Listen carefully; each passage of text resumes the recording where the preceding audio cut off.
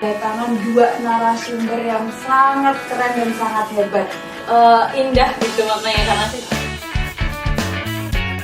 dia bisa sama Raf juga lah. Tantangannya itu udah ada benchmarknya. Dituakan tokoh-tokoh masyarakat tersebut atau tidak. 1, 2, 3 live action. Halo teman-teman semuanya, selamat datang di podcast Social Talk.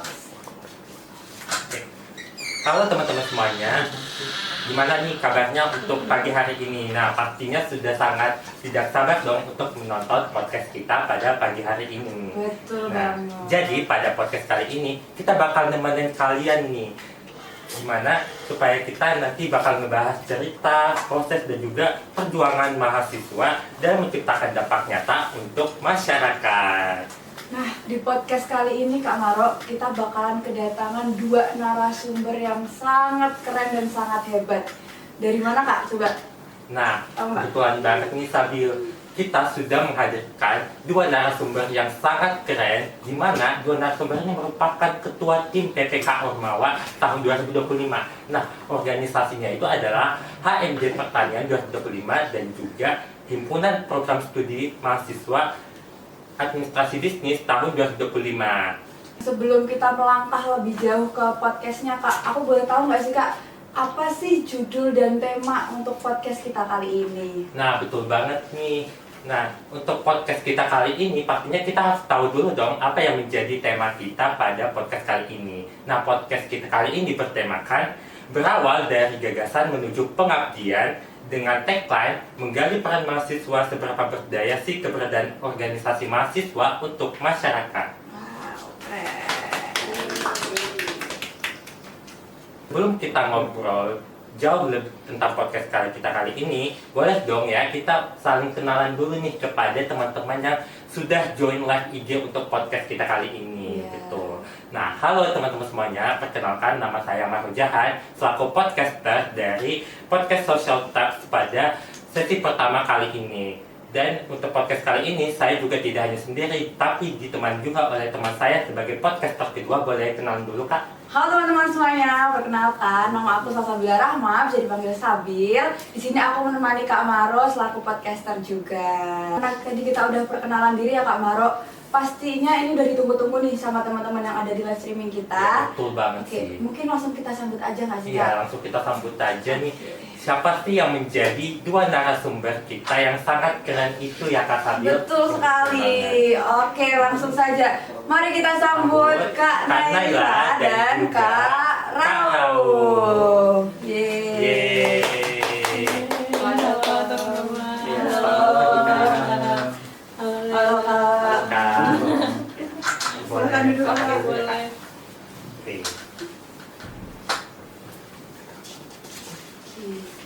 Ini kita santai aja ya Kak ya. Kita mungkin nanti kakaknya bisa nyembahin juga. Kita santai aja pokoknya Kak. Oke, mungkin sebelum podcast Kak bisa memperkenalkan diri dulu kalau ada teman-teman yang ada di live streaming.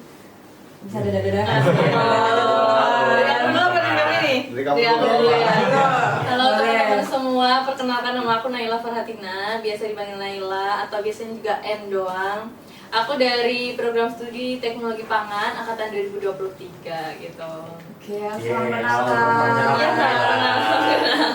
Oke, mungkin teman-teman perkenalkan nama aku Rizal Rauf, biasa dipanggil Rauf dari jurusan Administrasi Bisnis angkatan 2023.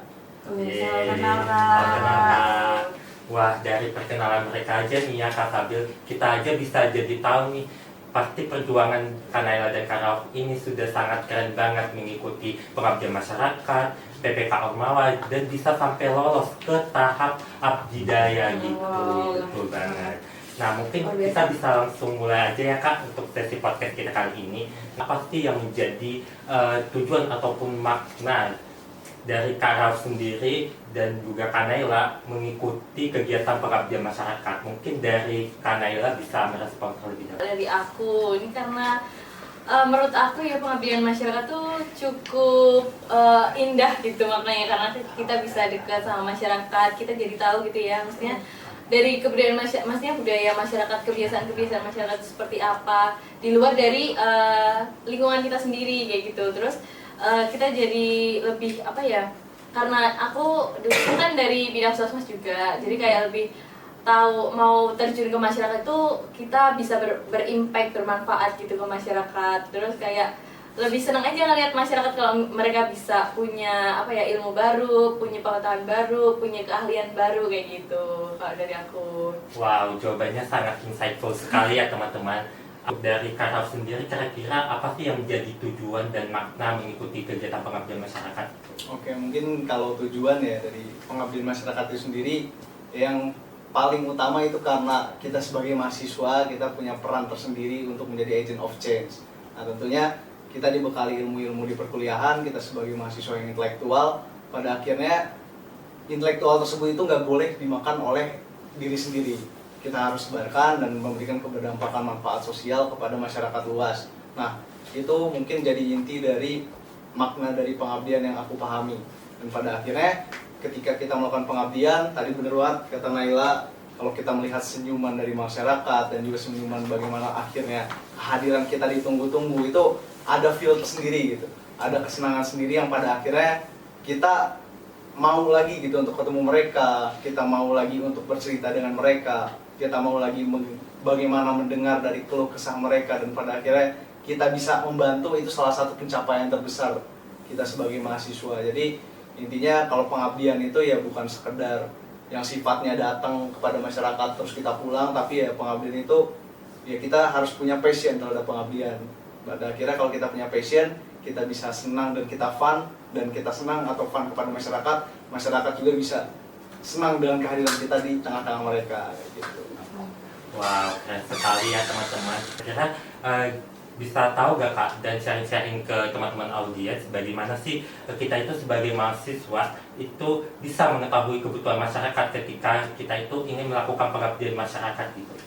Tadi kebutuhan ya? Iya, kebutuhan. Oke, kebutuhan masyarakat tentunya kalau kita hadir ke masyarakat itu jangan kebutuhan atau need analisisnya itu datang dari kita sebagai mahasiswa, tapi harus datang dari masyarakat itu sendiri ya. Cara-caranya banyak sebenarnya. Ada melalui wawancara, ada melalui observasi, ada melalui FGD kepada masyarakat, dan siapapun stakeholder yang akhirnya nanti jadi kebersamaan kita dalam pengabdian, itu harus kita gaya terlebih dahulu. Pada akhirnya untuk nanti kita menentukan judul ataupun tema besar yang akan kita bawakan dalam pengabdian itu berlandaskan dari kebutuhan masyarakat. Karena kalau emang pada akhirnya ini kebutuhan itu datang dari kita dan bukan dari masyarakat, partisipatif masyarakat itu pasti bakal terlihat perbedaannya antara kebutuhan itu datang dari masyarakat dan kebutuhan itu datang dari kita sendiri. Kalau kebutuhan datang dari masyarakat, pastinya masyarakat bisa enjoy melaksanakannya, dan juga masyarakat pasti mau untuk melaksanakan ataupun mengikuti dari program-program yang kita hadirkan atas dasar atau asas dari kebersamaan yang udah kita laksanakan sebelumnya kayak gitu. Wow, jawaban yang cukup menarik sekali ya teman-teman, dan bisa dicatat nih buat teman-teman yang sekiranya bakal berencana untuk mengikuti kegiatan pengabdian masyarakat ke depannya. Nah, untuk dari Kanaya sendiri gimana? Oke, kalau dari aku kurang lebihnya sama ya kayak gitu. Kalau misalnya kita terjun ke masyarakat itu lebih kita mementingkan apa sih yang menjadi keinginan masyarakat itu apa. Nah, kalau dari aku sedikit cerita aja. Kalau dulu karena aku juga di PPK Ormawa itu tahun pertama, jadi kita harus sama-sama tahun pertama ya kita ya.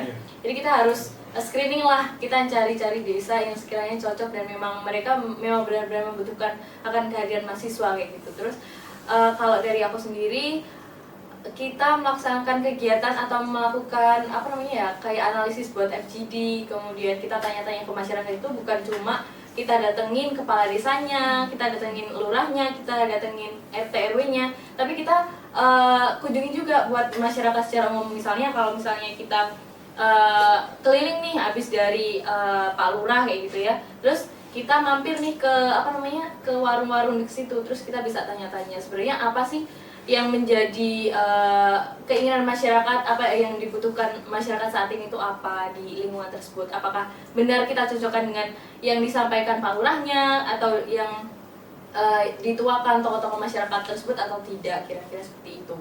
Jadi nggak melulu tentang yang punya penjabat, yang punya jabatan kayak gitu. Ya, jadi secara garis lurusnya, garis besarnya itu kebutuhan masyarakat. Jadi kita harus menyesuaikan dengan kebutuhan masyarakat, bukan hanya kebutuhan kita aja ya Kak ya. Betul. Dan bukan hanya yang dikunjungi itu stakeholdernya aja, tapi kita harus terjun langsung ke masyarakatnya untuk tanya keadaan yang nyatanya gimana. Kalau boleh tanya nih Kak, first impression Kakak terjun langsung ke lapangan itu gimana sih? Ya kan pasti ada kan, oh nggak sesuai dengan realitanya, nggak sesuai ini dan sebagainya kayak gitu. Dari aku dulu mungkin ya. Kalau dari aku, karena aku di tahun pertama aku di Sosmas AMD Pertanian, dulu aku juga sempat diajak untuk di desa binaannya PPK Ormawa dulu di Kendal gitu ya. Terus aku juga pertamanya tuh kayak, oh ternyata masyarakat tuh nggak sesuai dengan di bayangan aku. Mereka tuh kayak agak mungkin susah gitu ya buat diajak kumpul, terus mungkin punya kesibukan lain kayak gitu. Jadi kalau misalnya kita udah merencanakan gitu ya sama masyarakat yang ada di sana tuh cuma beberapa persen yang bisa ikut ke kegiatan tersebut. Terus ketika aku di tahun kedua dan kita ganti desa di Pongangan Gunung Pati, aku merasa masyarakat itu di desa tersebut atau di kelurahan tersebut lebih menerima gitu akan kehadiran mahasiswa. Tapi mungkin ya pasti ada sedikit banyak juga masyarakat yang mungkin kayak, oh ini siapa sih, mahasiswa itu mau ngapain sih di sini, apakah dia mau ngasih sumbangan atau apa, kan banyak stigma kayak gitu ya dari masyarakat. Nanti aku dapat apa sih kayak gitu kalau misalnya kita berkolaborasi kayak gitu. Terus kalau dari aku mungkin karena masyarakatnya juga beragam gitu ya, kita juga mungkin bisa menyesuaikan dengan siapa kita berbicara juga kayak gitu sih. Di Kak Rauf sendiri gimana? Mungkin kurang lebih sama ya kayak Naila ya. First impressionnya kalau datang ke masyarakat, di tengah-tengah masyarakat dan kita melakukan pengabdian masyarakat, ya pertama kali melihat masyarakat itu, oh ternyata enggak yang kita bayangkan seperti bagaimana mestinya gitu. Karena ternyata masyarakat ini kesibukannya itu punya kesibukan masing-masing, dan kehadiran kita ini apakah pada akhirnya membebankan kesibukan mereka atau malah menambahkan pekerjaan mereka juga untuk hadir ke seminar kita atau kegiatan-kegiatan kita, atau kita datang ke masyarakat ini untuk menjawab solusi permasalahan mereka gitu. Itu jadi challenging sendiri dari first impression yang aku melihat dari masyarakat gitu. Terus sisi lain juga bahwasannya masyarakat ini punya sentimen tersendiri gitu terkait pengabdian masyarakat yang dilaksanakan oleh seorang mahasiswa. Karena waktu aku kemarin di Jabungan, kedatangan pertamaku, aku ngobrol sama masyarakat, Mas ini sama nggak kayak KKN pada umumnya? Iya, sebulan datang, habis itu pulang, udah nggak ada apa-apa lagi gitu. Terus nggak ada proker-proker yang lanjutannya seperti apa, dan keberdampakannya tuh luas tuh nggak ada. Nah itu seperti kayak sentilan lah. Wah berarti emang selama ini pengabdian yang dilaksanakan di desa ini seperti ini gitu. Ini sentilan buat kita juga, dan akhirnya motivasi untuk timku saat itu untuk menghadirkan ya kita memperhatikan bagaimana keberlanjutan ataupun sustainability dari program yang kita bawakan, dan pastinya itu harus berlandaskan sama kebutuhan masyarakat itu sendiri kayak gitu. Wow. Dari Kak Naila dan juga Kak Rauf sendiri, kira-kira bisa sharing-sharing nggak ke teman-teman yang lagi join live ini, kira-kira apa sih yang menjadi tantangan ketika mengikuti kegiatan pengabdian masyarakat gitu dan terjun langsung ke masyarakat, tantangannya itu seperti apa? Mungkin dari Kak Rauf sendiri. Oke, ini untuk teman-teman yang join ya. Kalau misalkan teman-teman melaksanakan pengabdian masyarakat, pasti banyak banget tantangan yang dihadapi. Pertama, bagaimana akhirnya kita ingin mewawancarai masyarakat. Tadi kan Naila sebut juga ya, bahwasannya kita jangan hanya kepala desanya aja atau kepala RW-nya aja gitu, atau kepala lurahnya aja, tapi kita harus menyentuh sampai akar-akarnya gitu, sampai masyarakat yang merasakan bagaimana keadaan desa tersebut sebenarnya. Nah itu ketika kita ingin mewawancarai masyarakat, tentunya kita kan harus melaksanakan ya, kalau nggak janji temu, lalu juga harus melaksanakan ya kita bikin waktu dulu kesepakatannya kapan. Nah ini yang biasanya masyarakat itu punya kesibukan masing-masing, dan masyarakat itu pada akhirnya masih beranggapan bahwasannya ya kehadiran mahasiswa di sini nggak memberikan benefit apa-apa ke mereka. Jadi ya wawancara ini hanya menambah waktu mereka, terus mengurangi waktu kerja mereka yang seharusnya misalkan kita wawancara sejam, itu mereka bisa bertani dan mendapatkan berapa hasil dari pertanian dalam sejam itu. Nah itu yang sebenarnya stigma masyarakat ke mahasiswa tuh udah seperti itu gitu. Kalau di Jabungan sendiri ya, kalau kita berbicara Jabungan saat itu aku PPK Ormawanya di sana. Nah, terus yang kedua pastinya partisipatif dari masyarakatnya. Dimana akhirnya ini tantangan buat kita juga menghadirkan program kerja ataupun program-program yang kita bawakan itu berlandaskan ya tadi kebutuhan ataupun need dari masyarakat itu sendiri. Jangan sampai kebutuhan yang kita bawakan itu dari kita, karena nanti partisipatifnya pasti bakal terasa berbeda. Pasti dari segi kuantitas itu bakal terlihat menurun dan bakal terlihat sedikit dalam mengikuti program yang kita bawakan. Itu challenging dasar yang fundamental lah menurutku dalam pengabdian masyarakat, selain komunikasi, selain ya hal-hal teknis lainnya. Itu yang paling dasar menurutku dalam pengabdian masyarakat gitu. Karya sendiri bisa kasih jawabannya Kak? Iya, aku di sini cuma mau nambahin aja. Benar, aku sepakat banget sama jawaban aku tadi. Tapi ada beberapa juga yang menjadi tantangan terkait juga dari internal tim sendiri. Karena internal tim juga menurut aku cukup krusial gitu ya ketika kita terjun ke masyarakat. Bagaimana sikap tim kita terjun ke masyarakat, bukan hanya ketuanya aja, mungkin atau BPH-nya aja, tapi kadang mungkin dari kan kalau dari tim kan banyak ya, terdiri dari beberapa jurusan, beberapa angkatan gitu. Nah, kita harus bisa menyelaraskan kalau kita masuk ke masyarakat tuh adabnya harus seperti apa. Kemudian dari tim juga kita harus menjaga komunikasinya seperti apa. Jangan sampai nantinya kalau misalnya kita terjun ke masyarakat terus kita istilahnya punya atau melakukan kegiatan atau hal yang dianggap tidak sopan, kan nanti juga mengubah istilahnya dari penerimaan masyarakat terhadap kita seperti itu. Kemudian juga dari komunikasi, menjaga komunikasi dengan masyarakatnya, karena kalau seperti yang disampaikan tadi bahwa kan masyarakat juga punya kesibukan kayak gitu ya. Jadi sebisa mungkin kita harus bisa menjaga komunikasi dengan mereka. Jangan sampai kalau misalnya ada kegiatan, kita bersama-sama ada kegiatan, mereka nggak bisa dihubungi, nggak bisa datang tadi gitu sih. Oke, jadi di sini kita akan memulai sesi podcast kita untuk membahas PPK Ormawa ini. Nah, jadi boleh dimulai saja sambil untuk.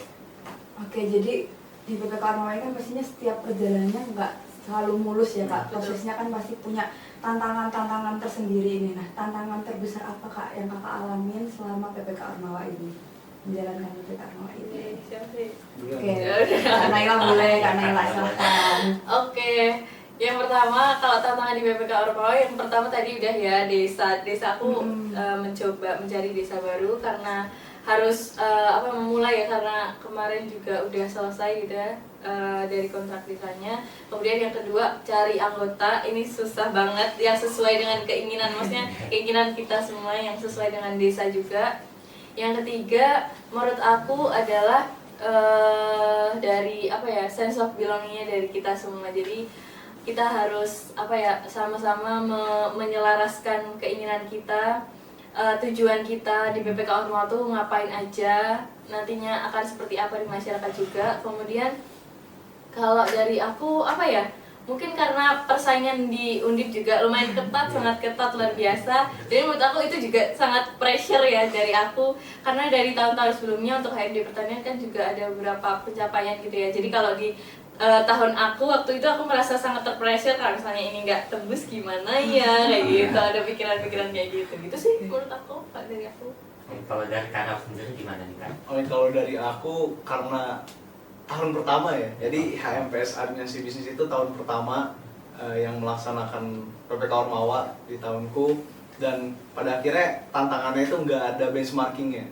Jadi kita nggak bisa melihat bagaimana keadaan di tahun lalu, terus pada akhirnya kita melihat benchmarking itu dari tim-tim lain, dan kita ya istilahnya soan-soan ke tim yang tahun lalu, yang abdi daya dan juga yang lolos pendanaan, seperti apa prosesnya, dan pada akhirnya kita masih meraba-raba gitu terkait PPK Ormawa ini. Cuman karena bantuan dari Undip juga dan bantuan dari teman-teman yang saat itu lolos pendanaan juga, kita saling bersama untuk saling sharing dan saling bantu. Pada akhirnya kita tahu gitu, oh begini cara PPK Ormawa, cara mainnya kayak gini dan kompetisinya seperti ini. Sama ya sepakat banget untuk kompetisi dari PPK Ormawa ini sangat ketat. Dari kalau nggak salah ribuan ya yang submit nasional se-Indonesia, dan yang dapat pendanaan ya kalau di Undip cuma 5 saat itu ya. Itu cukup lumayan berat dalam kompetisinya, karena pada saat itu Ormawa Divisip yang ikut PPK Ormawa itu cuma HMPS administrasi bisnis, dan mata dari Mahasiswa Visip atau Ormawa Divisip itu mata untuk ngelihat apakah PPK Ormawa ini layak untuk diadaptasi di tahun depan atau enggak, itu matanya tertuju langsung ke timku saat itu. Jadi kayak pressure sendiri, wah ini kayaknya ditekan nih untuk melihat bagaimana tahun depan bisa diadaptasi apa enggak gitu. Kayak gitu Pak.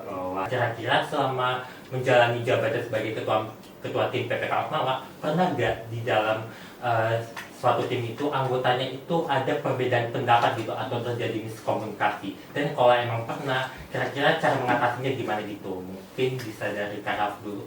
Oke, mungkin pasti ya kalau masalah internal itu pasti ada gitu, dinamika di internal. Perbedaan pendapat ya dari awal, mulai rekrut orang, terus mulai dari, karena PPK Ormawa ini kan sifatnya organisasi ya. Jadi kita melibatkan seluruh organisasi, pada akhirnya awal dari pembentukan sebelum akhirnya merekrut ataupun open recruitment dari tim, itu kita kumpul BPH dulu, BPH organisasi, dan banyak perbedaan desa mana yang bakal diambil, tema apa, dan banyak yang bilang kita bisnis ya ambil desa wirausaha, tapi banyak yang bilang juga jangan terlalu main di zona aman gitu atau di zona nyaman, kita wirausaha terus, cobalah yang lain gitu. Nah banyak perbedaan-perbedaan kayak gitu, pada akhirnya keputusannya di desa wirausaha. Lalu dilanjut dari open recruitment juga banyak perbedaan pandangan dan sebagainya, dan kesulitan juga, bener kata Nela gitu, kesulitan dari menggait orang dan juga dari program studinya yang berbeda-beda untuk ikut di PPK Ormawa HMPS Advis 25, dan dari sisi komunikasi juga selama keberjalanan pastinya dinamika brainstorming dan juga dinamika perbedaan pendapat itu kental banget. Dan yang terpenting sih kalau kita sebagai ketua tim ya kita mencari win-win solutionnya seperti apa, titik tengahnya seperti apa, dan enak dan yang enggak ada dan mengambil keputusan yang dampak negatifnya paling dikit itu apa. Karena kan pastinya setiap keputusan yang diambil oleh seorang ketua tim pasti ada dampak negatifnya, baik itu ya yang sifatnya kepada masyarakat ataupun sifatnya kepada internal tim. Nah kita cari yang negatifnya paling dikit kayak gimana, kayak gitu mungkin kalau aku sebagai ketua tim. Kalau dari Kanela sendiri? Sepakat ya sebenarnya, nggak jauh beda juga. Kalau dari aku mungkin nambahin aja, dari aku juga pasti mesti ada perbedaan pendapat, ada yang mungkin suka hilang-hilangan kayak gitu, karena mungkin kesibukan kita juga berbeda. Terus mungkin karena aku dari Saintek juga pasti ada laprak segala macam lah, banyak lah ya. Apalagi kita juga mainnya di organisasi ya, pasti ada ngerjain prokernya masing-masing lah, ini itulah kayak gitu. Tapi yang penting menurut aku ketika kegiatan ini masih aman di masyarakat, maksudnya nggak berpengaruh terhadap masyarakat, kita terjun ke masyarakat, menurutku masih oke. Tapi karena ketika dia udah mulai merusak lah suasana, mungkin ketika kita masuk ke masyarakat atau seperti itu, menurut aku kita harus bisa menyelesaikannya dengan secara kekeluargaan, biar nanti nggak usah sampai didengar masyarakat lah kalau misalnya kita ada cekcok dan lain sebagainya, kayak gitu sih menurut aku. Itu kalau gue tahu gimana sih cara kakak-kakak mengatur waktunya tuh gimana, mungkin ini sedikit tips dan trik untuk teman-teman yang ada di live streaming kita saat ini. Teman-teman bisa dicatat. Ya dicatat ya. Aduh bisa dong. Kayak ini ya. Pasti mereka butuh tipsnya nih kak. Iya. Gimana? Aduh ini saya pressure ini ya. Enggak sih. Kalau dari aku karena ya bener lapras saya banyak, apalagi yang saintek ini pasti relate deh menurut aku, kayak seminggu bisa ada 3 atau 2 pertemuan, tulis tangan lagi itu udah kayak makanan sehari-hari. Apalagi kita terjun ke masyarakat itu ya hampir ya nggak setiap hari juga sih, tapi ada store muka lah, kalau setiap minggu itu pasti ada kegiatan kan, karena kita juga ngejar dari di timelinenya juga. Terus kalau menurut aku ya kita bisa seimbangkan aja sih, maksudnya prioritas kita atur skala prioritasnya. Kalau misalnya di akademik memang lebih urgent ya kita kerja di itu, yang penting ada yang backup aja kalau misalnya kita lagi ada terjun ke masyarakat, ataupun kalau misal ada kegiatan yang memang urgent di masyarakat, kita bisa nyambi lah, mungkin bisa nanti kalau laprak atau apa bisa nanti dulu apa kayak gitu sih. Sebenarnya aku juga masih belajar guys, gak bisa mengatur waktu dan manajemen tuh oke itu sebenarnya. Kira aku yang bagus manajemen waktunya. Sama gitu, sama-sama belajar. Ya, mungkin kalau pengalaman dariku ya nggak bisa tips and trick juga sih, tapi gimana ya, mau sharing aja. Nah sharing aja kalau pengalamanku ya, karena sosum beda ya sama Saintek, kayak kita nggak ada laprak dan dari segi relatif waktunya sangat relatif gitu, fleksibel banget ya. Kita cuma terpaku sama tugas-tugas kelompok, juga tugas-tugas yang akhirnya ya jadwal kuliah, dan itu udah pasti gitu, beda sama kayak laprak yang bisa berminggu-minggu. Nah itu jadi kita lebih fleksibel, tapi yang terpenting pada akhirnya karena kita fleksibel kadang kita jadi malas gitu. Jadi kita malas dan akhirnya kacau kemana-mana, udah hancur kemana-mana, akhirnya kita nggak bisa menentukan mana yang penting terlebih dahulu karena kita udah terlanjur malas. Dan ini tantangan sendiri menurutku ya, saat itu timku emang rata-rata anak sosum melihat seperti itu ya, tantangan anak sosum itu seperti itu. Mungkin aku nggak bisa generalisir semua, cuman timku seperti itu yang representatifnya sebagai anak sosum kayak gitu Pak. Nah di sini aku mau nanya dong Kak, dari Kanela dulu sendiri, kira-kira apa sih menurut kakak yang menjadi indikator atau faktor keberhasilan bahwa pengabdian masyarakat itu dampaknya bisa dirasakan oleh warga masyarakat itu sendiri gitu? Oke, kalau dari aku, ketika masyarakat itu bisa memiliki sense of belongingnya terhadap program yang sama-sama kita rancang kayak gitu, pun juga dengan kita sebagai tim PPK Ormawa kayak gitu. Jadi kalau di aku di Pengangan itu mereka sering banget buat kayak misalnya kan kita programnya kayak bikin keripik-keripik kayak gitu kan. Nah mereka kalau misalnya lagi bikin keripik, mereka laporan gitu, Mbak ini kita udah bikin keripik kayak gitu, atau kita lagi mau jadi narasumber di desa mana gitu, aku lupa deh. Kemarin baru mereka bisa jadi narasumber, terus kayak oh bangga banget. Jadi ada kebahagiaan tersendiri lah ketika mereka juga bisa merasakan dampaknya ketika kita merancang program bersama, dan memang benar-benar berdampak nyata bagi mereka kayak gitu. Dan mereka memang sudah istilahnya oh ini tuh programnya untuk kita loh, jadi kayak gitu. Jadi udah menganggap ini tuh bukan lagi tekanan ataupun istilahnya paksaan untuk kita, tapi memang ini untuk keberlanjutannya itu memang sudah seperti ini kayak gitu. Oke, kalau dari Kak sendiri gimana nih Kak? Ya mungkin kalau dari aku ya, karena tadi di awal kan aku bilang stigma dari masyarakat Jabungan itu melihat teman-teman mahasiswa yang datang ke mereka itu hanya formalitas gitu, mengerjakan tugas saja. Nah jadi akhirnya stigmanya negatif lah kalau melihat mahasiswa. Nah indikator keberhasilan saat itu ya ketika masyarakat itu bilang bahwasannya makasih ya Mas Mbak udah hadir ke kita dan beda dengan mahasiswa-mahasiswa lain. Nah itu jadi ini kayak standing kita sendiri gitu. Oh, ternyata ini yang diharapkan oleh masyarakat, dan oh ini ternyata kebutuhan masyarakat, ternyata ini inti dari pengabdian sebenarnya. Dan melihat senyuman mereka aja itu udah hal yang kesenangan untuk kita sendiri gitu sebagai tim PPK Ormawa dalam melaksanakan setiap program-program kerjanya. Sama satu lagi dari indikator menurutku yang terpenting adalah ya kemandirian masyarakat itu tadi. Kemandirian masyarakat bagaimana pada akhirnya setelah kita tinggalkan, setelah program kita selesai, karena tahun lalu 5 bulan ya? Ya 5 bulan melaksanakan PPK Ormawa.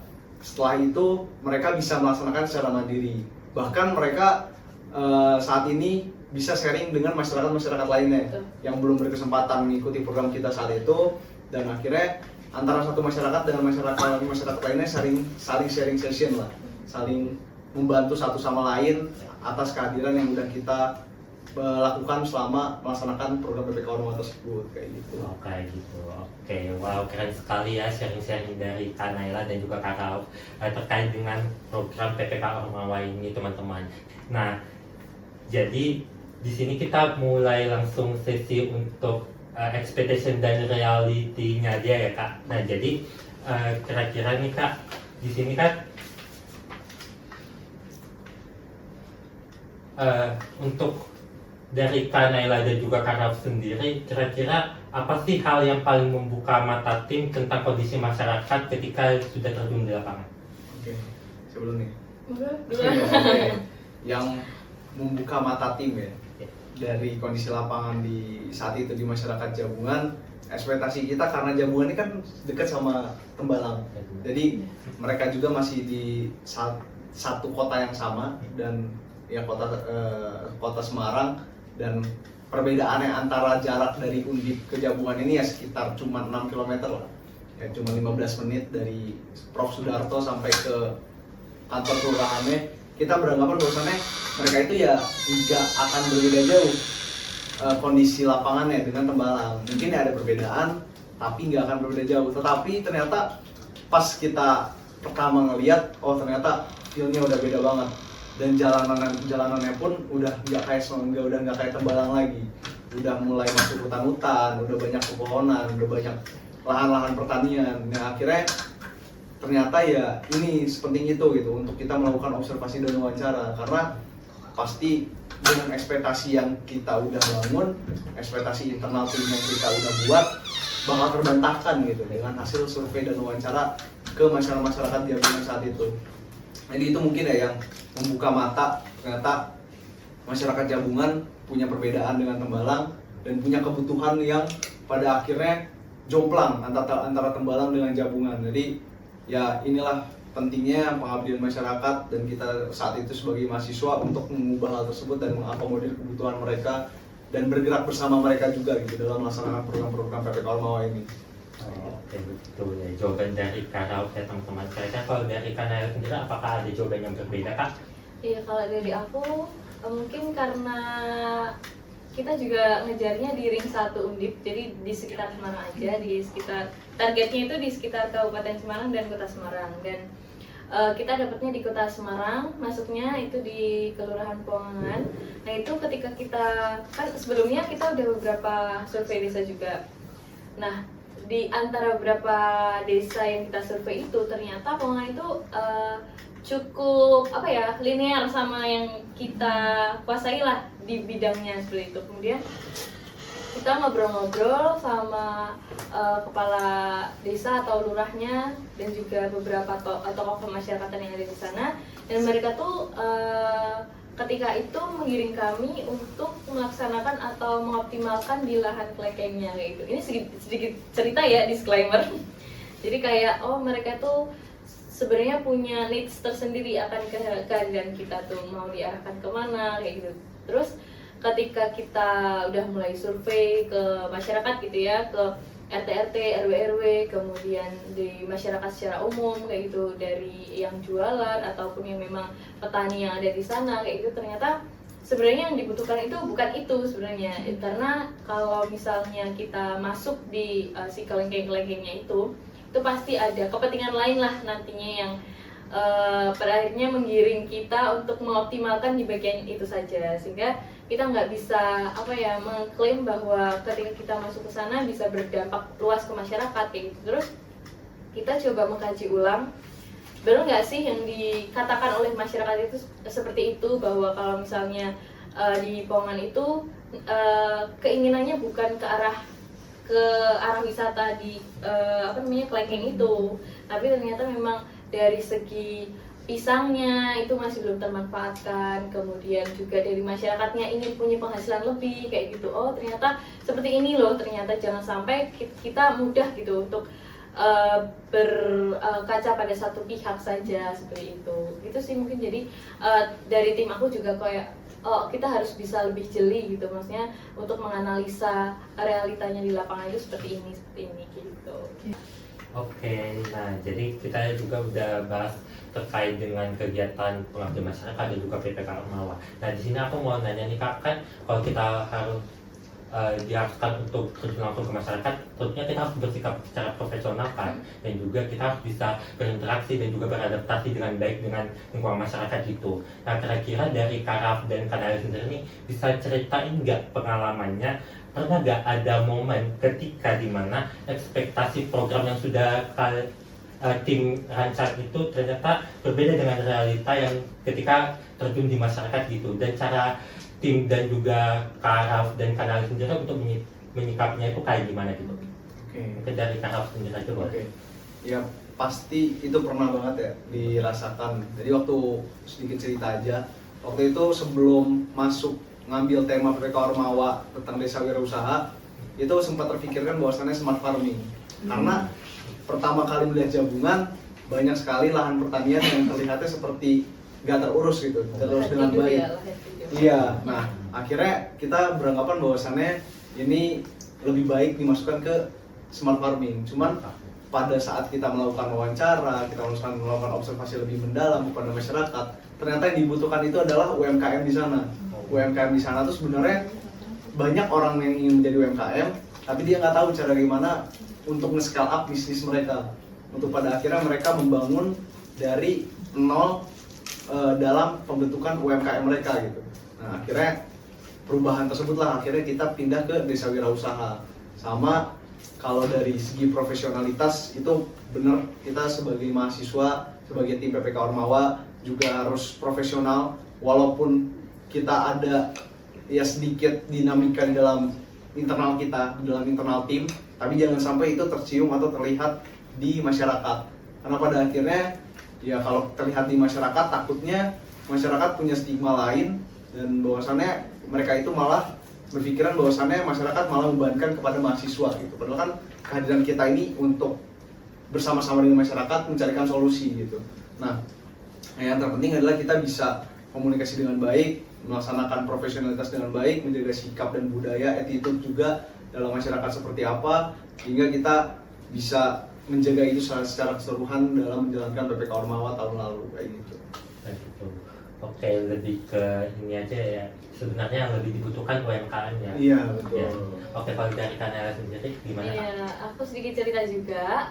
Kalau dulu karena di kelurahan binaan kita itu sebelumnya juga sering dilaksanakan kayak KKN ataupun kayak kegiatan-kegiatan binaan gitu ya dari kampus lain gitu. Jadi masyarakat itu udah di dalam pikirannya bahwa oh mahasiswa datang ini mau ngasih sesuatu nih sama kita kayak gitu. Jadi mereka itu sering dikasih kayak alat-alat kayak gitu, alat-alat buat UMKM, terus kayak gerobak dan lain sebagainya kayak gitu. Jadi ekspektasi mereka terhadap kita tuh seperti itu juga. Jadi kita harus bisa mengedukasi lah bahwa sebenarnya kita itu maunya tumbuh bersama, bahwa PPK Ormawa itu sebenarnya adalah kita cuma memfasilitasi aja masyarakat untuk bisa kenal nih dengan stakeholder yang lain, misalnya nanti bisa difasilitasi oleh dinas, oleh misalnya dengan pelaku usaha yang lain yang memang benar-benar bisa berimpact gitu, bukan hanya ngasih modal doang lah istilahnya kayak gitu. Jadi masyarakat itu punya pemikiran kayak gitu. Terus kalau dari kita penyelesaiannya adalah kita lebih sering-sering aja nih bahwa kita menjelaskan bahwa PPK Ormawa itu beda loh ternyata sama KKN, sama kegiatan-kegiatan yang sering dilaksanakan di kelurahan tersebut kayak gitu.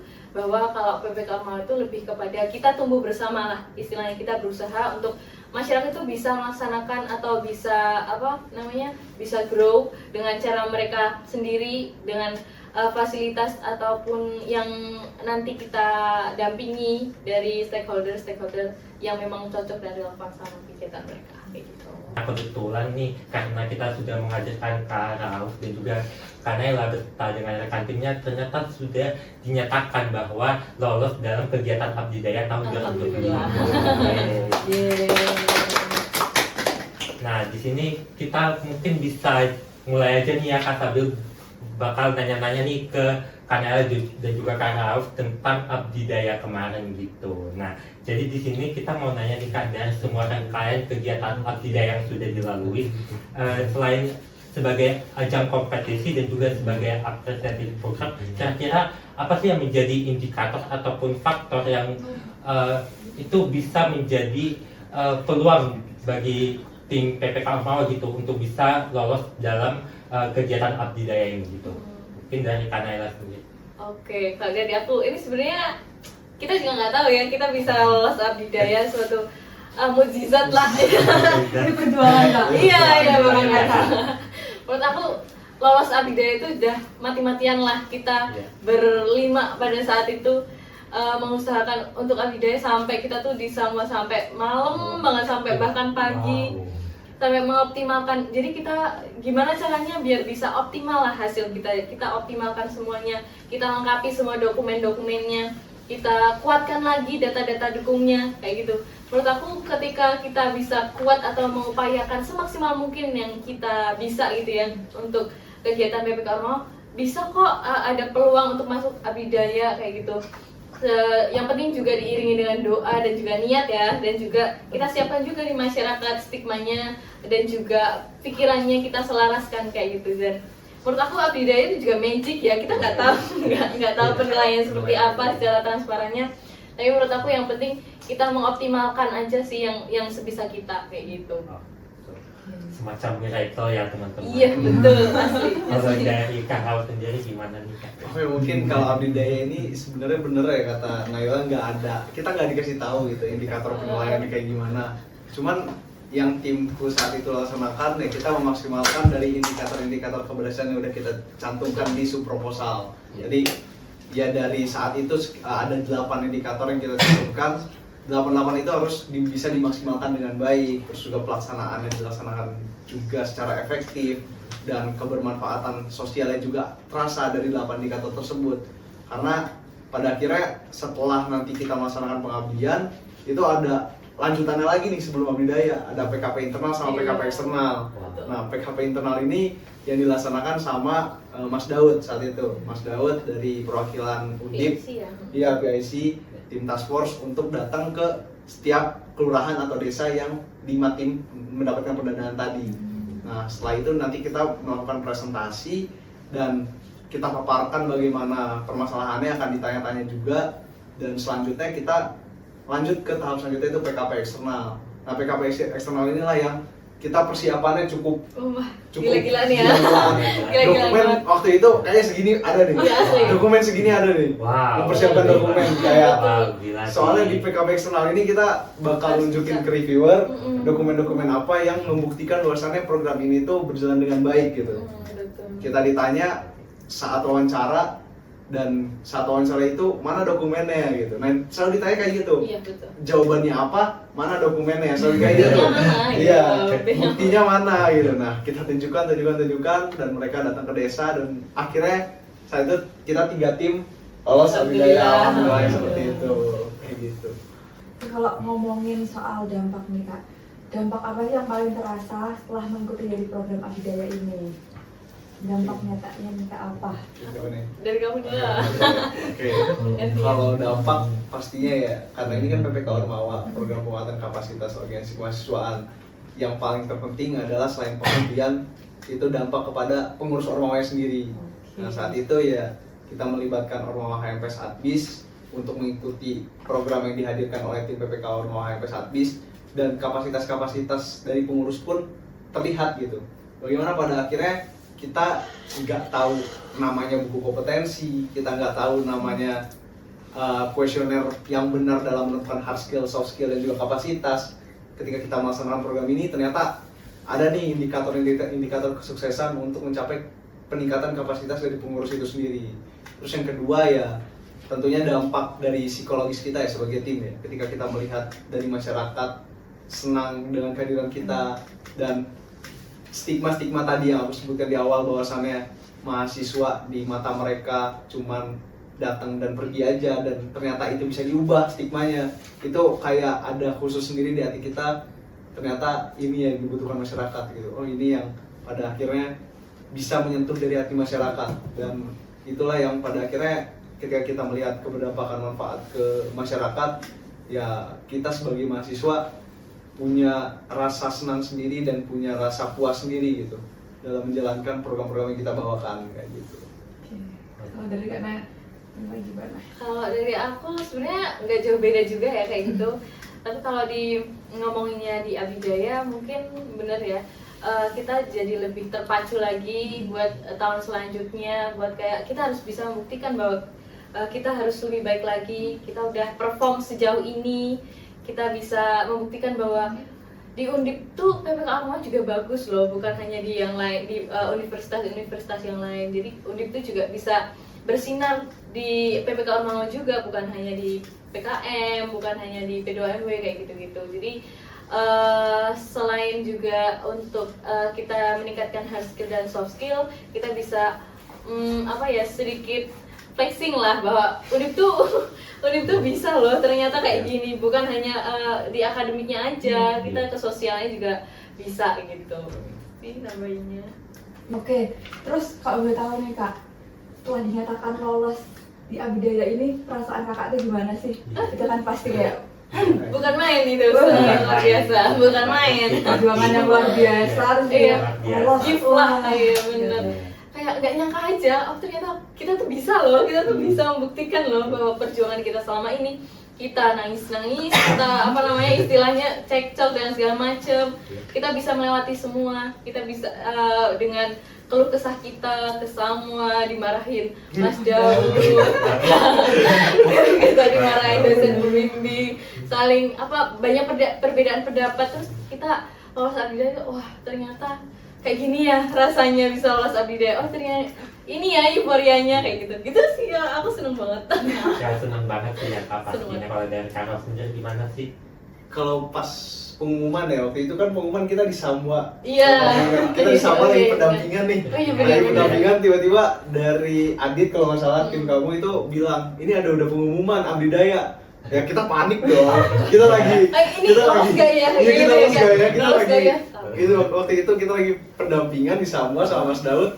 Tiba-tiba udah ada pengumuman di IG-nya, kita buka, wah senengnya bukan main waktu itu. Langsung kita buat JJ ya gitu. Kita merayakan JJ. Iya. Nah, terus ya akhirnya pas kita maju ke Abidaya melihat melihat venue saat itu di auditorium UMM. Nah, UMM. Nah, kita melihat oh kayak gini Abidaya ya. Semeriah ini dan seharu ini gitu, kayak ternyata ada rasa kepuasan sendiri selama ini 5 bulan ngerjain program kerja sama masyarakat, terus pendampingan dan terbayarkan di Abidaya itu semua. Wah. nggak bohong gitu. Iya, ditekan pastinya ya teman-teman. Nah, di sini kita akan nanya-nanya lagi nih kepada Kanela dan juga Karau pastinya dengan kelolosan tim PPK Ormawahan di pertanian dan juga HMPS Adbis 2025. Kira-kira bisa kasih sharing-sharing nggak? Kira-kira apa sih yang menjadi pengalaman yang paling berharga baik itu dari tim sendiri dan juga kepada masyarakat ketika dinyatakan lolos dalam program Abidaya ini, supaya teman-teman yang lagi join live juga bisa tahu nih sharing-sharing terkait dengan program Abidaya ini gitu. Mungkin dari Karol sendiri. Oke, jadi kalau program Abdidaya ini ya, dan juga aku sedikit sharing aja dari PPK Ormawa. Ya PPK Ormawa ini kan exit setelahnya ataupun ya sama kayak PKM, kalau PKM ini Dinas gitu. Nah, kalau PPK Ormawa ini Abdidaya Ormawa. Nah, ya yang terpenting kalau PPK Ormawa itu ada kolaboratif dan juga ada bagaimana namanya juga program penguatan kapasitas organisasi kemahasiswaan, berarti kan atas nama Ormawa. Yang selalu ditekankan sama Mas Daud juga, ini PPK Ormawa itu bukan tanggung jawab bidang Sosmas gitu, tapi ini tanggung jawab satu Ormawa untuk menjalankannya. Nah, ini mungkin pengetahuan buat teman-teman juga mengenai PPK Ormawa itu kebijakan seperti apa.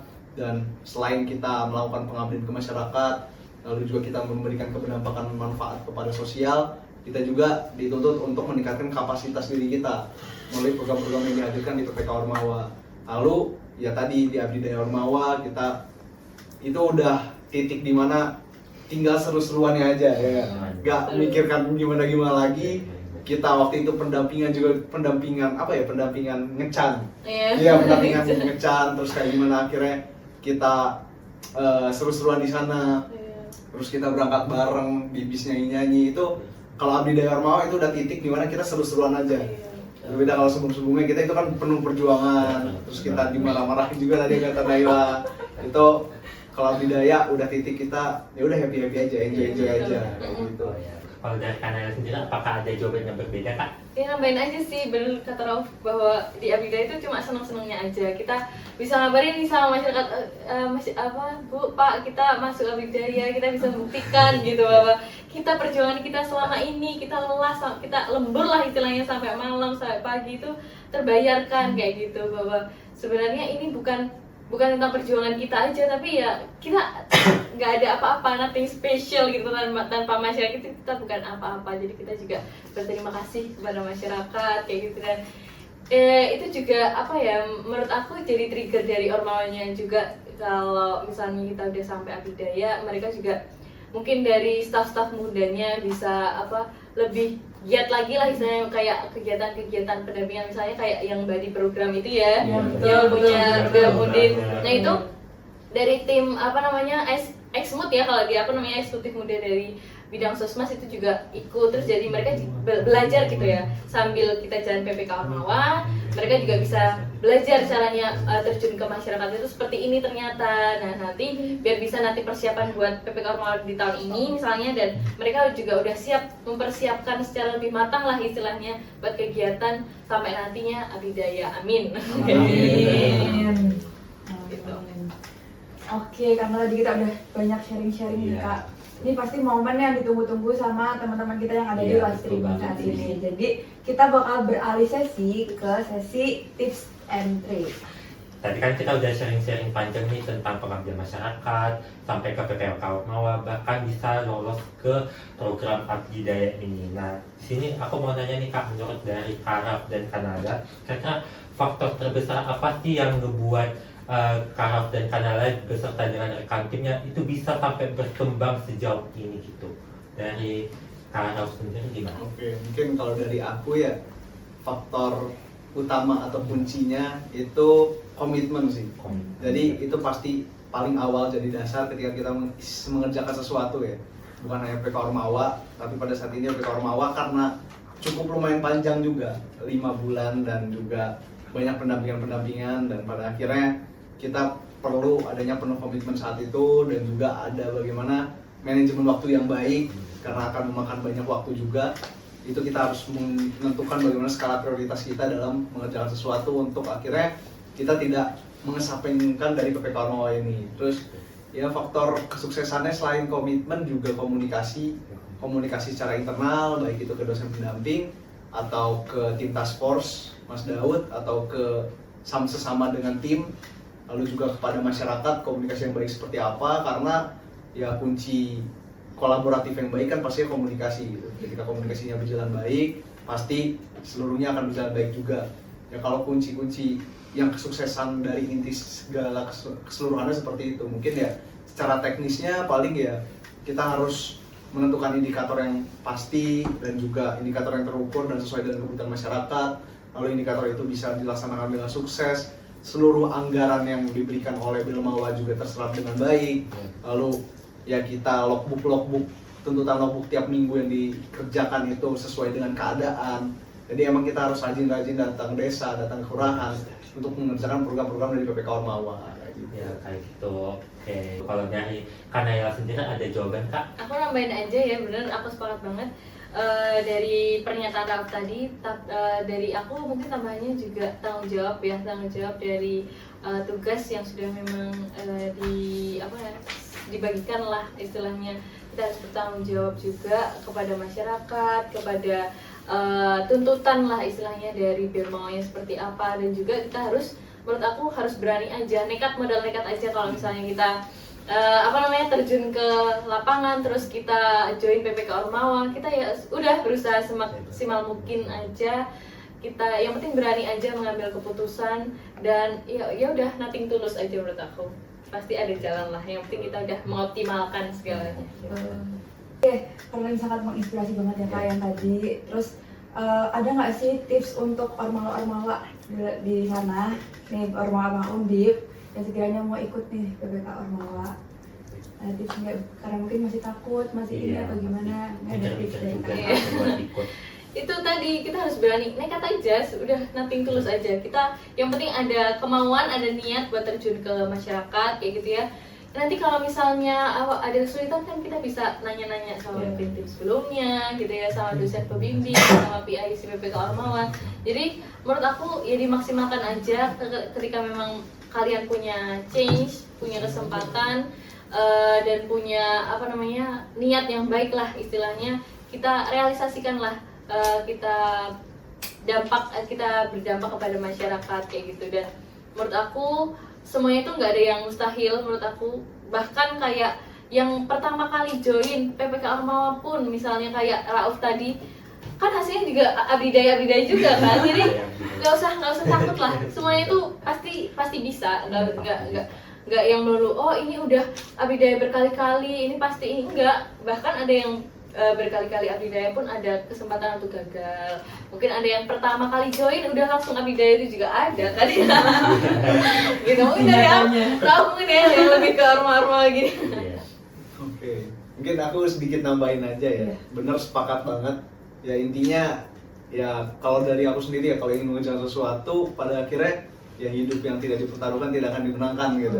Jadi itu landasan aku, walaupun tahun pertama ya udah gas aja lah gitu. Gas aja. Dan ngelihat gak ada benchmarking, tahun-tahun sebelumnya juga banyak yang kayak akhirnya waktu itu ya sedikit cerita aja. Waktu aku join untuk memutuskan bersama Kahimku saat itu untuk HMP saat di sini join ke tim PPK Ormawa, ya banyak kayak apa kalian yakin gitu dengan timeline yang padat dan tidak akan mengubah ataupun merusak dari timeline organisasi. Nah itu yang jadi pertanyaan-pertanyaan sebelum kita join. Tapi ya tadi balik lagi, kita gas aja, kita laksanain aja, dan pada akhirnya ternyata nggak merusak timeline sama sekali, malah membantu bagaimana manage timeline yang benar dalam organisasi gitu. Karena tadi kapasitas Ormawa bakal ditingkatkan juga di PPK Ormawa ini kayak gitu. Nah kira-kira dari Kanaila dan juga Kak Rauf sendiri, kira-kira ada gak tips yang ternyata itu penting banget dan juga sering kayak dianggap remeh sama mahasiswa terkait dengan kegiatan pengabdian masyarakat, PPK Ormawa dan juga kegiatan abdi-daya yang ternyata itu membawa perkembangan dan juga itu menjadi faktor penting bagi mahasiswa gitu. Kira-kira dari Kanaila sendiri gimana? Kalau dari aku ya, mungkin kalau aku ini juga bingung ya, menurut aku lebih ke sense of belongingnya sih. Menurut aku antar mahasiswa, antar tim, sama antar masyarakat itu seperti apa. Dan kita bisa tahu lah pada akhirnya karakter-karakter dari masing-masing itu seperti apa, dan langkah penyelesaiannya ketika ada konflik, ketika ada selisih paham, kita jadi tahu lah istilahnya seperti itu. Dan menurut aku kalau cara kita punya niat baik, punya niat yang tulus, menurut aku akan hasilnya juga baik. Menurut aku kayak gitu sih.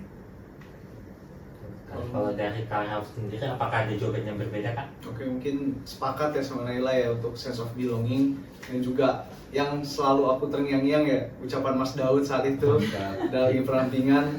Ya lagi-lagi Mas Daud gitu, karena motivator itu Mas Daud utamanya Mas Daud ya.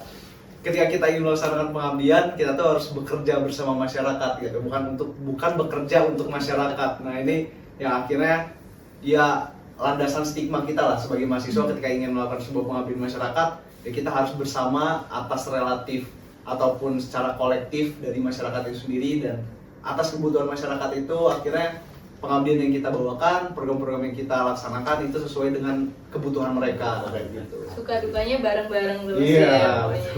Mungkin untuk sesi tips and tricks sekian dulu. Mungkin kita bakal ada sesi question and answer dari teman-teman yang join live Instagram kali ya Kak Fadil. Ini ada pertanyaan dari salah satu audiens. Mau tanya dong Kak, jika mencari ide atau gagasan mengenai desa yang akan kita bawakan, lebih baik menyesuaikan Ormawa kita atau lebih ke isu-isu yang sedang ramai dibicarakan? Oke, seperti ini. Oh, aku boleh. Isu-isu yang dibicarakan. Kalau menurut aku ya kita harus tahu kebutuhan masyarakat itu seperti apa, mereka pengen apa sih sebenarnya. Jangan kok malah kita dari Ormawa, oh kita pengennya masuknya membantu kewirausahanya mereka nih, tapi ternyata mereka nggak butuh kayak gitu. Jadi kan percuma ya, nantinya mesti nggak berdampak nyata dan punya manfaat lebih ke mereka, dan bahkan nantinya nggak bisa berkelanjutan kayak gitu. Simpelnya kayak gitu sih, tetap base-nya based on masyarakat, apapun itu. Kalau dari Kak Rauf sendiri gimana Kak? Kalau aku ya tadi kan apakah latar belakang dari organisasi kita atau enggak gitu. Ini juga polemik yang pernah aku laksanain pada saat itu, bahwasannya ya banyak yang bilang bahwasannya kita bisnis, ya kita wirausaha aja gitu. Nah, dan ada yang menentang juga bahwasannya kita harus keluar dari zona nyaman kita. Iya. Nah itu kan sebenarnya dua hal yang salah gitu perspektif itu. Jadi kalau pengabdian ya tadi benar based on masyarakat itu sendiri, kebutuhannya seperti apa, ya ternyata kebutuhannya itu wirausaha ya harus wirausaha. Jangan sampai kita paksakan ke arah-arah desa-desa lain atau wirausaha atau ke tema-tema lainnya gitu yang tidak sesuai sama kebutuhan mereka kayak gitu. Kayak gitu. Oke. Jadi tetap harus disesuaikan sama kebutuhan masyarakatnya ya teman-teman. Jadi bukan based on isu-isu yang ada, tapi memang survei ke lapangannya langsung, survei ke masyarakatnya langsung untuk tahu nih apa aja yang dibutuhkan masyarakat. Iya, Betul. Ada lagi? Ada lagi? Ini ada abdi daya itu ngapain aja sih kak? Oke. Aduh, seneng-senengnya doang ya. Seru banget ini. Bisa diceritain tuh Oke. dari awal tuh. Dari awal Oke. ya, pengumuman. Wah, Ya. udah seneng banget kalau Seneng pengumuman. banget. Habis pengumuman kita pendampingan pertama dibicarain adalah hotelnya di mana, Iya. gitu ya. Kita hotelnya di mana ya? Hotelnya di mana? Terus mau hotel yang mana? Terus kita mau main kemana saat itu? Itu Iya, yang jadi awal-awal perbincangan ya. awal-awal. Terus Maksud ini jaket oh iya jaketnya apa? Kayak gimana Kayak, desainnya gitu. betul, euforianya tuh kerasa banget gitu. Iya. Untuk awal kita pengumuman Abdidaya, terus pas saat Abdidaya ya pendampingan yang biasanya serius banget, pendampingan yang biasanya ya gimana keberjalanan selama 5 bulan. Kalau ini lebih pengabdian gimana, pendampingan gimana pada akhirnya kita Seneng-seneng. bisa senang-senang dan bisa ngecan gitu. Iya. Ngecan nanti di gelanggang si auditorium UMM itu. Iya. Nah itu yang kayak oh ini ternyata Abdidaya ini part kita membayarkan semuanya gitu. Mm-mm. Part akhirnya kita terbayarkan, lelah, letih dan capek kita terbayarkan secara keseluruhan. Abdidaya ini partnya senang-senangnya aja lah, Betul. fun-funnya aja. Mungkin Naila Nambahin aja, kita bisa jadi lebih kenal gitu ya sama Betul, tim-tim iya. lain. Oh ternyata kalian bisa sharing lah istilahnya, oh kalian di desa seperti ini ternyata bikin misalnya hal-hal yang menurut kita bahkan nggak terlintas di pikiran kita gitu loh, kok mereka bisa ya, terus kita bisa kenalan lah istilahnya, bisa menjalin relasi, kemudian kita juga jadi lebih tahu ternyata Abdidaya itu seru banget ya, bisa merasakan apa ya namanya, merinding lah istilahnya ketika pembukaan, kemudian kita bisa satu tribun gitu ya sama universitas-universitas lain, kita nyanyi lagu bareng, kita seru-seruan bareng. Wah, luar biasa menurut aku, keren. Jadi kalian jangan sampai lupa dan jangan sampai ketinggalan bahwa kalian juga bisa membuktikan bahwa sampai Abdidaya kalian pasti bisa. Pasti bisa. Jadi optimis teman-teman, lalui semua prosesnya. Yes, Betul. let it flow aja. Ya, itu. Oke, ada lagi Bang E? Ini ada lagi kak. Setiap pihak baik dari kita sebagai tim dan masyarakat atau desa pastinya memiliki tujuan masing-masing ya kak. Jadi bagaimana caranya agar kita bisa menyelaraskan tujuan agar menjadi satu tujuan? oke. Jadi, Seru. boleh aku Iya. kalau dari kita bingung ya Maya, kita tektokan aja lah, langsung sambar aja. Kalau dari aku caranya yang pertama yaitu kita lakukan diskusi bersama FGD gitu ya. Jadi kita sampaikan juga bahwa maksud dan tujuan kita masuk ke desa atau kelurahan tersebut tuh apa sebenarnya. Kita PPK Ormawa tuh apa sih sebenarnya, kegiatannya mau ngapain aja. Terus kita juga sharing kalau misalnya masyarakat itu butuhnya lagi apa sih sekarang baru-baru ini, lagi urgentnya di bagian apa, mungkin ketika mereka pengennya optimalisasi di misalnya kewirausahaan, ataukah di pertaniannya, ataukah dari mungkin wisatanya kayak gitu. Jadi kita bisa matchkan lah dengan mungkin latar bidang kita apa, walaupun itu juga nggak melulu tentang latar bidang kita ya, walaupun kita dari misalnya dari pertanian, kita juga bisa belajar dari ekonominya, kewirausahaannya kayak gitu. Dan juga kita bisa menyelaraskan nantinya yang akan kita rancang bersama masyarakat itu nanti programnya ngapain aja sih yang bisa tepat guna lah istilahnya buat masyarakat kayak gitu sih. Yang penting bisa saling komunikasi, saling match, saling melengkapi kayak gitu. Mungkin kalau aku tambahan ya, sebenarnya kalau untuk akhirnya penyelarasan itu ya ada gitu dari Sosmas Mundip sendiri itu membawakan program kerja USD Badi program. Ya, betul. Nah itu Betul. kita belajar bagaimana akhirnya komunikasi yang baik ke masyarakat dan juga akhirnya mengkolaborasikan semua ide Iya. yang dibawakan. Tadi benar kita kapasitas dan juga latar belakang kita apa dan kebutuhan masyarakat kayak gimana, akhirnya dikombinasikan dan dikolaborasikan jadi satu program yang akhirnya itu sesuai dengan kebutuhan masyarakat. Nah, yang USA Body program juga itu akhirnya kita diajarkan hal tersebut, kita diberitahukan bagaimana tips and triknya. Jadi teman-teman kalau misalkan join body program itu kayak mininya PPK Ormawa. PPK Ormawa. Jadi simulasinya. Nah itu beneran kayak gitu. Iya. Kita bisa mengetahui terlebih dahulu sebelum kita terjun langsung ke PPK Ormawa kayak gitu. Latihan lah ya. Teman-teman, buat teman-teman yang sekiranya nih udah tertarik dengan PPK Ormawa bisa untuk belajar dulu melalui dari program kerjanya USA yaitu body program tadi. Karena di body program itu ada sampai 3 kali body program teman-teman. Di situ kita bisa belajar. Iya betul, boleh dikepo-kepoin juga ya teman-teman terkait dengan upgrading social awareness 2026 gitu. Mungkin Lagi. ada pertanyaan. Ini ada satu lagi Kak. Apa aja yang didapat jika kita ikut PPK Ormawa Kak? Oke, apa yang didapat? Coba dulu nih. Dari Kak dulu. Apa yang didapat pastinya kepuasan sendiri ya sebagai mahasiswa. Kita bukan hanya belajar di bangku kuliah, tapi ternyata kita sebagai mahasiswa bisa meningkatkan rasa kebermanfaatan sosial kita, bisa menyalurkan ilmu di perkuliahan ini ke masyarakat gitu. Itu rasa kepuasan sendiri kita sebagai tim PPK Ormawa HMP di saat itu. Lalu juga yang didapatkan kedua ya bahwasannya masyarakat tersenyum, kita juga akan tersenyum. Masyarakat senang ya, kita juga akan senang gitu dalam melaksanakannya. Dan yang terpenting tadi bahwasannya PPK Ormawa di sini ya walaupun emang kita mau abdi daya gitu ya, kita emang tujuannya abdi daya, tapi yang terpenting adalah ya program yang kita hadirkan ini sesuai dengan kebermanfaatan masyarakat dan juga kebutuhan masyarakat gitu kayak gitu. Kita tambahan dari aku ya, selain pride tadi ya, kita jadi puas lah istilahnya.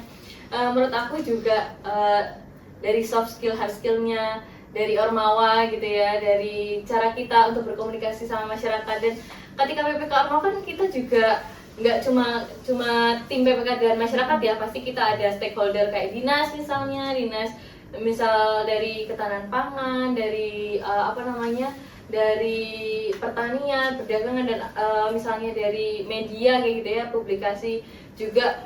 Nggak terlepas dari misalnya ada pendampingan dari dosen misalnya dari dosen agro atau dosen-dosen lain yang memang kompeten gitu ya. Jadi kita bisa, selain kita bisa memfasilitasi masyarakat bisa tahu nih tentang yang dibutuhkan mereka seperti apa, kita juga ternyata ini ya yang walaupun kita deket tapi ternyata nggak kita rasakan sebenarnya manfaatnya, tapi kita bisa tahu lewat kegiatan-kegiatan tersebut kayak gitu. Dapat konversi SKS juga ya? Oh iya, dapat konversi SKS.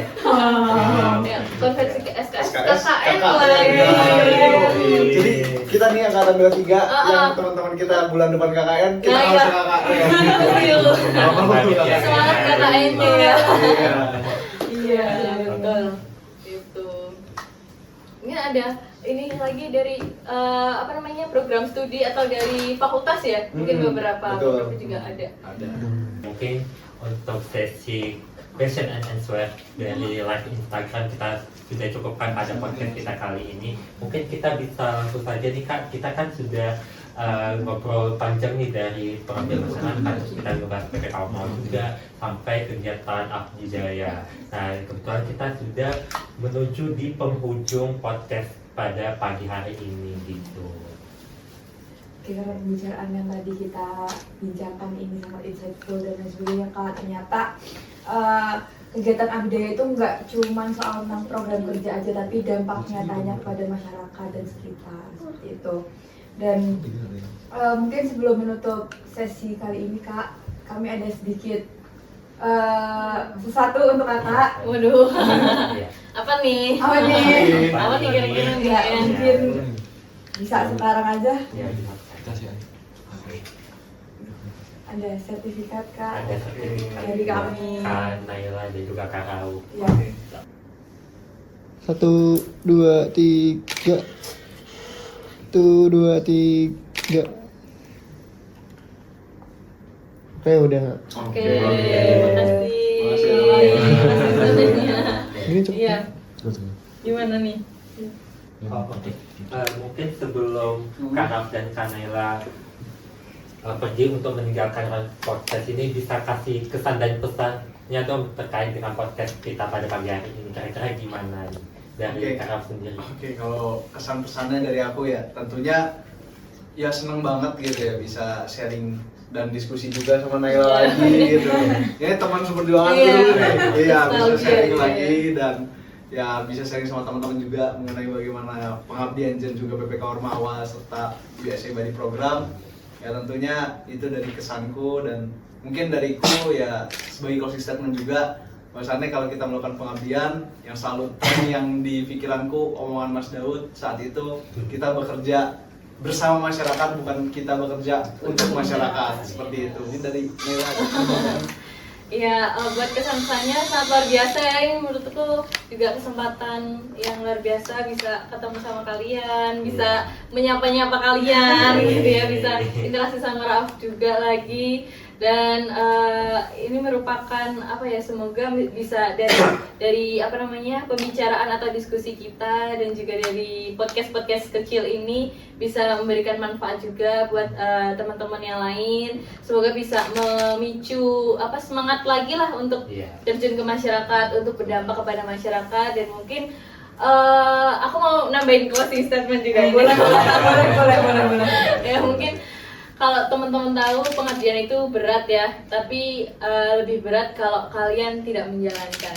Jadi sebisa mungkin kalian bisa bermanfaat lah untuk masyarakat agar kalian lebih terhormat lagi. Gitu. Iya, betul sekali. Oke, mungkin untuk sesi podcast Social Talks kita pada pagi hari ini sudah berakhir nih Kak. Oke, saya selaku podcaster dan juga Sabil mengucapkan terima kasih banyak kepada Karaf dan juga Kanala yang sudah bersedia menjadi narasumber pada podcast Social Talks kita pada pagi hari ini.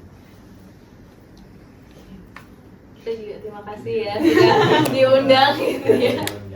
Terima Terima kasih. kasih juga ke audiens. Terima kasih. Sama dulu Kak. Dadah. Podcast ini, dadah. Dadah, see you. Ya mungkin boleh. Oke, terima kasih ya. Terima kasih ya.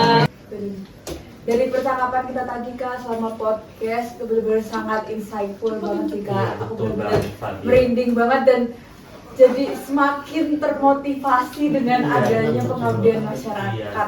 Jujur. Ya, aku juga tadi mendengar sharing-sharing dari Kanala dan Karaf tadi jadi kayak terinspirasi banget dan pengen ikut kegiatan pengabdian masyarakat di PPK Ormawa dan juga kegiatan pengabdian pastinya bakal seru banget gitu. Dan ternyata perjuangan mereka itu jauh dari apa yang aku bayangin loh. Yes, betul banget. Benar-benar lika-likunya tuh sangat-sangat wow, sampainya mereka bisa ke kegiatan abdidaya yang ada di Makassar waktu itu ya kalau nggak salah ya. Nah, semoga teman-teman podcast kita kali ini bisa membawa inspirasi untuk teman-teman semuanya dan juga berani nih untuk menciptakan dampak yang nyata untuk masyarakat. Iya, dan tentunya jangan lupa untuk tetap stay tune pada podcast Social Talks oleh Narasi Rakyat Sosmas BEM Undip 2026, di mana kita akan mengadakan podcast lagi nih Kak Sabil untuk podcast Social Talks yang kedua, yang dimana ini akan diadakan pada bulan Agustus 2026 mendatang gitu. Ya, jadi stay tune teman-teman, pembahasannya pasti akan lebih seru lagi teman-teman. Kita juga bakal hadirkan narasumber yang pastinya gak kalah keren dan bagus-bagus gitu. Oke, mungkin cukup sekian ya Kak Maro podcast kita kali ini. Kami selaku podcaster pada program podcast Social Talks pamit undur diri. Aku Sabil dan partner aku saya Maro pamit undur diri dari podcast dan podcast Social Talk 2026. See you guys. Terima kasih ya.